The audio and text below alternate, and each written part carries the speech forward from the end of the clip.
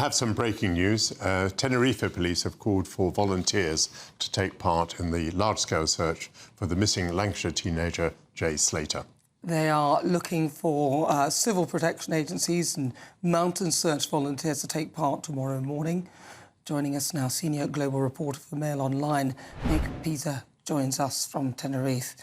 Nick, they're calling on others to join in with the search. Do they not have enough resources, or is it the terrain so difficult to look through that they need to get more and more people on the ground to try and find him? I think it sounds like it's a question of both, really. I mean, they have been up there the last, nearly 13 days into this search. They've been up there with drones, with dogs and with helicopters, and I have seen the civil protection teams, the mountain rescue teams and the police up there. But it is a massive area of terrain to cover. It's a good 30 square miles, so they are looking for people who can come up there tomorrow. They've asked for them to be up there for 9 o'clock tomorrow morning, and they've also asked people before they set out, obviously just to underline the fact of how treacherous this terrain is, to leave their names and numbers with those officers who will be up there coordinating the search as well, because obviously, God forbid, we don't want to be looking for any other people who are up there. But they are stressing again that they don't just want any sort of Johnny-come-latelys. They do want people who do have some experience of the terrain up there, because I can tell you it is quite exposed, it's quite barren, it's quite windy up there, and it is quite a tricky terrain to search. Nick, many people will know Tenerife from their holidays, dominated by an enormous volcano, which obviously creates extraordinary terrain in itself, and then creates extraordinary weather conditions with very different weathers on either side of the mountain. Earlier reports were talking about narrowing down the area of the search. Has the search area been narrowed? And if so, do you know why?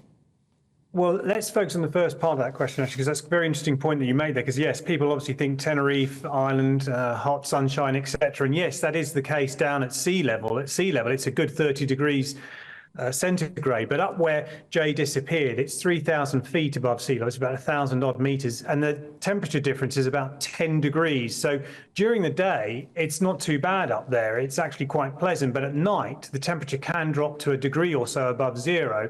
And the last thing we know that he was wearing is a pair of shorts and a flimsy T-shirt. So I think, if anything, it's the cold that might be an issue up there, and not the heat. But yes, to go back to your other point of your question, yes, they do seem to be concentrating their resources and their search teams on that Masca Gorge, which is just below, and it's a gorge that's just below the village where he was last seen at this Airbnb with these two mystery British guys who the Spanish police have questioned, and who they allowed to return back to the UK, which again has also raised some eyebrows. But obviously you must have to give them the benefit of the doubt. If there's no incriminating evidence, there's no reason why these men should be held in Spain.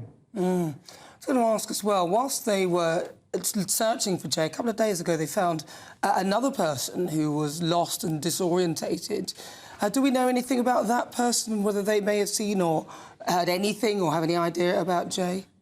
Yes, well, that's the gentleman. I actually spoke to him shortly after that news came out. I managed to find him at his holiday let, and a poor guy had actually just come out for a bit of hiking himself. He was on holiday and he was in the next door valley, and he was making his way up and then down, dropping down into the gorge where the police are searching. And now he'd done that, and then at the same time he'd obviously seen the helicopters whirring around, and then the search teams came towards him.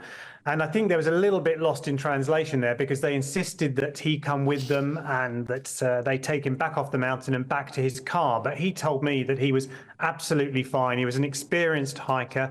He was layered up, as they say, hikers say when they go out. He had water with him. He had food with him. He had sticks with him. He insisted he wasn't dehydrated and that he was fine, and that he didn't need rescuing. And he said he found the whole thing rather embarrassing. Nick, that's very interesting there. Nick Pisa from Tenerife. Just warning us there about the dangers of misinformation.